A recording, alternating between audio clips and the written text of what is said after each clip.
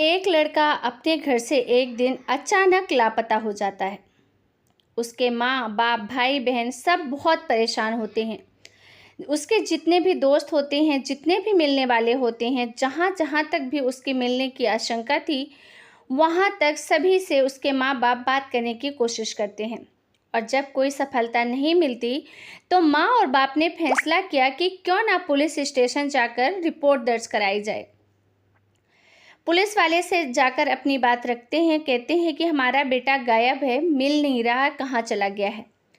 Police वाले कहते हैं ठीक है, आज नहीं कल आना, कल नहीं परसों आना। और इस तरीके से लगातार 3 से 4 दिन बीत जाते हैं। पुलिस वाले कहते हैं कि तुम्हारा बेटा कोई दूध का धुला तो है नहीं। दरअसल वो जो बेटा था वो अवैध रूप से शराब की बिक्री करता था और इसीलिए किसी न किसी से जेल में सड़ रहा होगा। जैसे ही घर वालों ने ये बात सुनी तो घर वाले कहते हैं कि साहब वो किस जेल में है, बस हमें यही बता दो। पुलिस वालों ने कहा कि तुम अपने घर जाओ, वो वापस आ जाएगा। अब वो व्यक्ति यानी कि माँ बाप दोनों अपने घर आ जाते हैं और अपने बेटे का इंतजार करने लगते हैं कि बेटा उनका वापस आ जाएगा। पर जब कोई भी घर पूछने के लिए आता तो हमेशा यही कहते कि वो किसी न किसी जेल में होगा। बेचारे माँ बाप ने तो पूरी तरीके से यकीन कर लिया था कि वो किसी न किसी जेल में ही है, लेकिन शायद वो ये नहीं जानते थे कि उनकी बेटी की हत्या हो चुकी है। हत्या होने के बाद उसके शव को दफनाया भी जा चुका है और इस तरीके से लगभग 5 साल बीत जाते हैं। और 5 साल के बाद कुछ ऐसा होता है जिसकी किसी ने सपने में भी कल्पना नहीं की होगी। घटनाक्रम का खुलासा भी होता है, लाश भी मिलती है, लेकिन लाश जिस रूप में मिलती है, इस बात को सोचकर हर किसी के पसीने छूट जाते हैं कि इस दुनिया में इंसान होकर कोई इतना क्रूर, इतना निर्दयी कैसे हो सकता है। दोस्तों, आज की जो सच्ची घटना मैं आपको सुनाने जा रही हूँ, ये सच्ची घटना है गुजरात प्रदेश के शहर सूरत की। यही सूरत शहर जो कपड़ों के लिए बहुत फेमस है और इसी सूरत शहर में एक थाना है पांडेसरा और पांडेसरा थाना क्षेत्र में एक इलाका आता है आशापुरी सोसाइटी, विभाग नंबर 3 और मकान नंबर 125। पुलिस की एक टीम, उसमें नायब तहसीलदार भी होते हैं, मजिस्ट्रेट भी होते हैं और नज़दीकी पुलिस स्टेशन यानी कि पांडेसरा के एसएचओ भी होते हैं, उस इलाके के एसपी भी होते हैं और साथ ही फॉरेंसिक टीम, डॉग स्क्वाड और सर्लास टीम, अब ये टीम भी आती है। इसी आशापुरी सोसाइटी विभाग के खंड नंबर 3 में यहाँ आने के बाद वो ढूंढती है। आखिरकार भाई ये मकान नंबर जाना है और ये मकान नंबर है 125। कुछ मज़दूर भी साथ आए थे। जब मज़दूर सब ये लोग आते हैं और पुलिस वाले भी आते हैं तो पुलिस वालों को देखकर बड़ी संख्या में लोगों का जमावड़ा वहाँ लग जाता है और ये लोग सोचने लगते हैं कि आखिरकार हुआ क्या है, इतनी पुलिस यहाँ क्यों आई है। अब पुलिस वहाँ आती है और उस सोसाइटी में मकान नंबर 125 की तरफ जाती है। पूरे मकान को चारों तरफ से देखा जाता है और देखने के बाद अब यहाँ पर जो मज़दूर साथ में आए थे उनसे कहा जाता है कि तुम इस दीवार की खुदाई करना शुरू करो। यानी कि मकान नंबर 125 ऊपर की बिल्डिंग थी और वहाँ पर मकान नंबर 125 की जहाँ सीढ़ियाँ थी, सीढ़ियों के पास ही मज़दूरों को खोदने के लिए लगा दिया जाता है। अब मज़दूर जैसे जैसे काम करना शुरू करते थे वो 4-5 घंटे बीत जाते हैं। बड़ी मुश्किल से तो दीवार होती है, वह ऐसी लग रही थी कि जैसे कि लोहे से बनाई गई हो, जिसमें कि हथौड़ा छेनी भी काम नहीं कर रहे थे। वो तो मज़दूरों के हथौड़ा छेनी भी काम नहीं करते क्योंकि वो दीवार ही इतनी मजबूत तरीके से बनाई गई थी।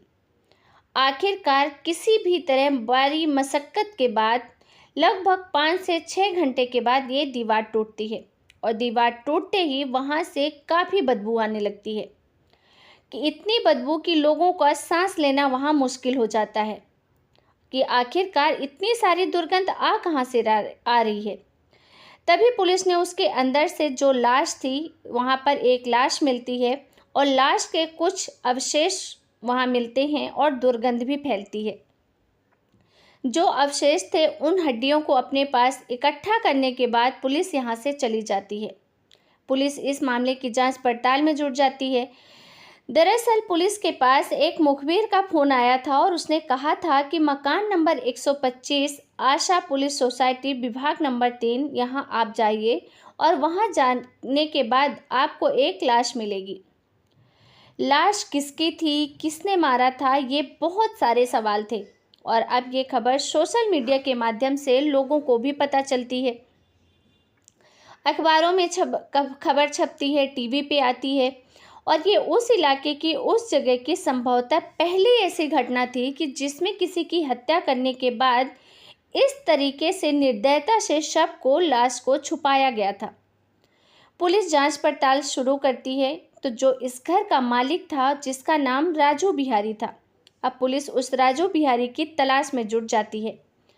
दरअसल बहुत कड़ी मशक्कत के बाद आखिरकार राजू बिहारी पुलिस के हाथ लगता है और राजू बिहारी के ऊपर लगभग 30 से ज़्यादा मुकदमे दर्ज होते हैं। वो आए दिन जेल ही जाता रहता था और साल 2019 में भी उसको पेरोल मिली थी और पेरोल मिलने के बाद वो बाहर आता है और जब उसकी पेरोल का समय खत्म हो जाता है तो कोर्ट से आदेश आते हैं कि इस राजू बिहारी उर्फ राजीव सिंह को जितनी जल्दी हो सके तलाश करके ले आइए और गिरफ्तार करके जेल में डाल दीजिए। अब पुलिस उसको हर जगह तलाश करती है। पुलिस की एक टीम भी बनाई गई थी और पुलिस जहाँ जगह जगह भी उसके ठिकाने थे, उस ठिकाने में जाती है। बिहार में ठिकाना था और कई जगह उसके प्रदेश में ठिकाने थे। सभी जगहों पर पुलिस जाती है लेकिन हर जगह से पुलिस को निराशा ही मिलती है। हर कहीं से यही पता आता है कि उसको किसी ने देखा ही नहीं।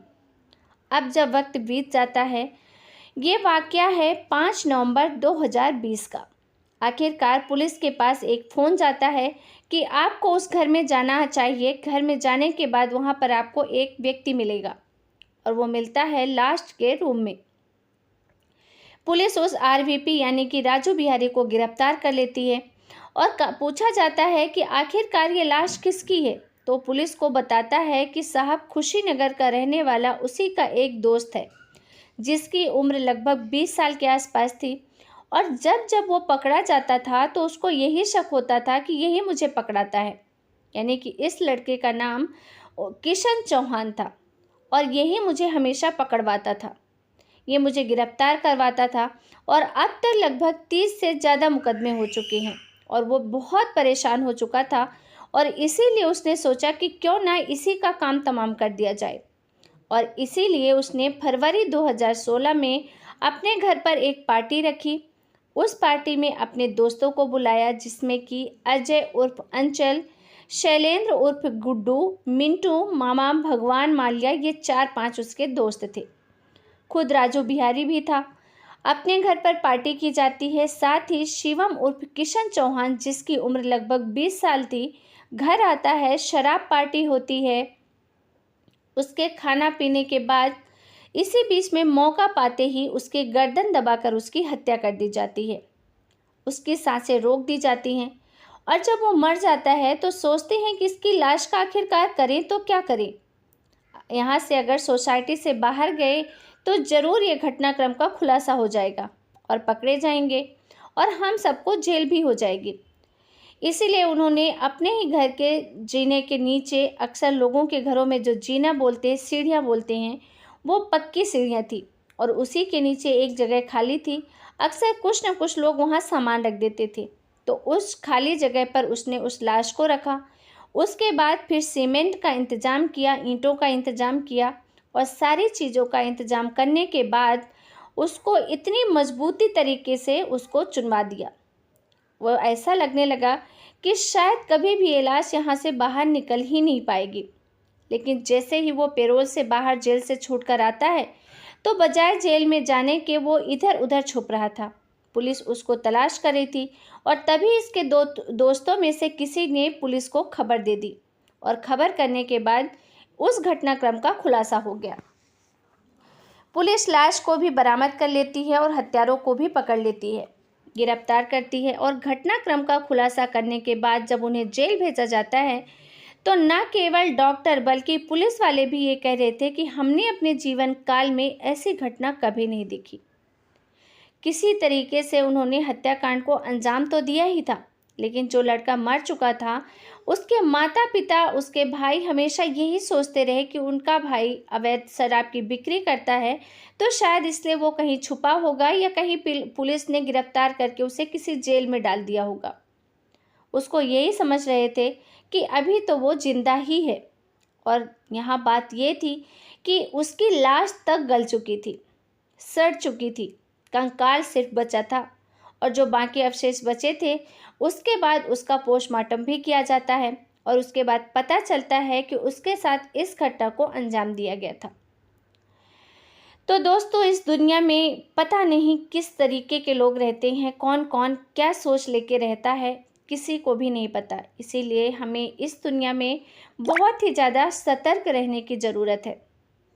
दोस्तों, इस पूरे घटना को सुनाने का उद्देश्य किसी को भी परेशान करना नहीं है, किसी का भी दिल दुखाना नहीं है, बल्कि आपको सचेत करना है, सतर्क करना है, जागरूक करना है।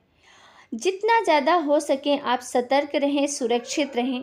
फिर मिलेंगे एक नई सच्ची क्राइम घटना के साथ।